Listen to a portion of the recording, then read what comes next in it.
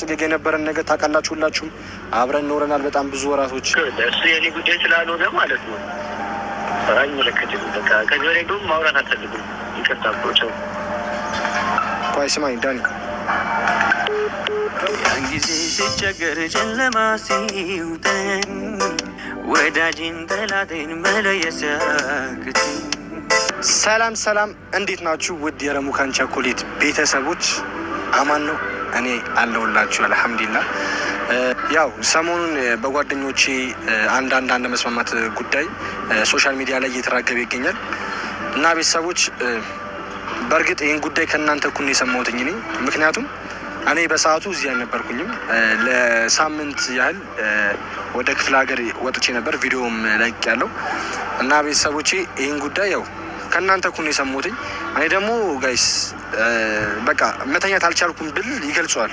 ምክንያቱም በጣም ብዙ ሰው እየደወለ ነው፣ ከሳውዲ፣ ከኳታር፣ ከዱባይ በጣም ከኢሮፕም ጭምር እየተደወለ አስታርቃቸው ምንድን ነው እንዴት ነው ምናምን እየተባለ ነው። እና ቤተሰቦቼ እኔ አንድ ነገር የምነግራችሁ ነገር እኔ እዚህ ከመጣሁ በኋላ ነው ወላሂ ቪዲዮን ያየሁት። እውነቱ ስነግራችሁ ወላሂ ቪዲዮን ያየሁትኝ እዚህ ሲመጣ ነው። ምን እንደተፈጠረ ራሱ እኔ ከዛ ፊት ይተዋወቁ አይተዋወቁ ምንም አውቀው ነገር የለም። ዳኒና ሩታ ማለት ነው። እዚህ ጉዳይ ላይ ያው አብርሽም ያውቃል ብዬ አላስብም፣ ጽጌም ታውቃለች ብዬ አላስብም። ጀስት ዳኒና ሩታ እንተዋወቃለን ነው። ጀስት ዳኒ በፍቅር አውቅሻለሁ፣ ሩታ ደግሞ ኖ እኔ ፍቅር አልነበረን ጓደኛ ነን ስትል፣ አብርሽ ደግሞ ለምን ቀድመሽ አልነገርሽኝም ግንኙነት እንዳላችሁ ምንም ይሁን ለምን አልነገርሽም የሚል ጥል ነበረ። እና ቤተሰቦቼ ይሄ ላይክ ሁለቱን ለማሰማት ባለፈው ሞክሬ ነበረ፣ በሩታ አካውንት በጣም ጥሬ ነበረ፣ ለማስታረቅ ሞክሬ ነበር፣ ግን ምንም ልችል አልቻልኩም። ምክንያቱም መሀል ላይ ዳኒ ያስፈልጋል። ዳኒ ከሌለ እሷ ያለፈ ታሪክ ነው፣ እናም ደግሞ ምንም ነገር የለንም ለምን ነገር አለው ትለዋለች። አብርሽ ደግሞ መንገር ነበረብሽ የሚል ዲቤት ነበረ እና የግዴታ ዳኒ መገኘት ነበረበት። እና ቤተሰቦቼ መረጃውን አሳውቃችኋለሁ። እኔ መጥቼ ለእናንተ ነግራችኋለሁ ባልኩት መሰረት ሄጄ ዳኒን አውርቼው ነበረ። ዳኒን ሳናግረው ዳኒ መለሰልኝ መልስ ለእኔ ያው ዳኒን እኔ እስከማውቀው ድረስ እንደዚህ ሰው ለመመጥበጥ ምናምን የሚያደርግ ሰው አይደለም በግሌ ማውቀው።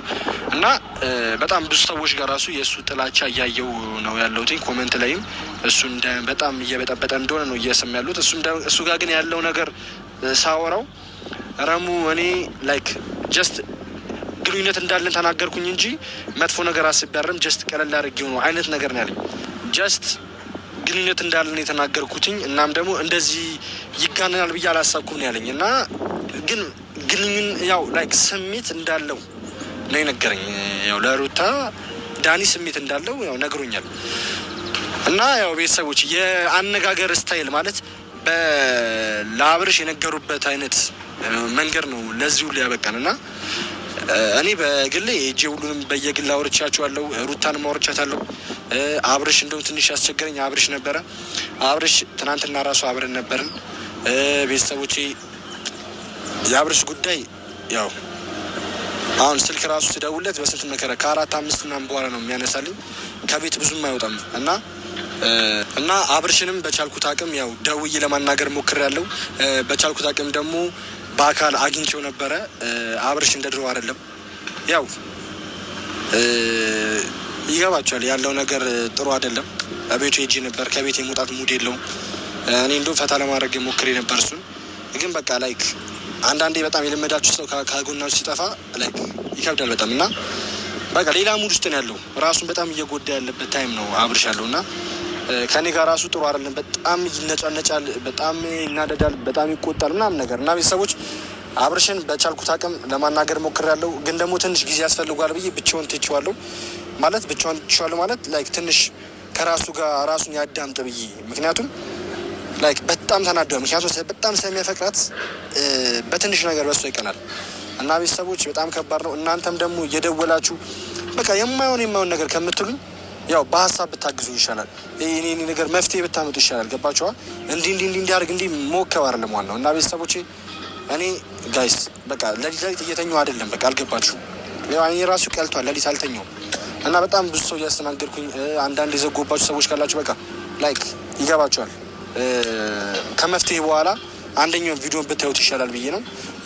ጽጌ ጋርም ዳኒ ጋርም ሁሉም ጋር በቻልኩት አቅም ደውዬም በአካልም እንዲሁም ለማግኘት ሞክሬ ነበር። ሀሳባቸውን ሰምቻለሁ።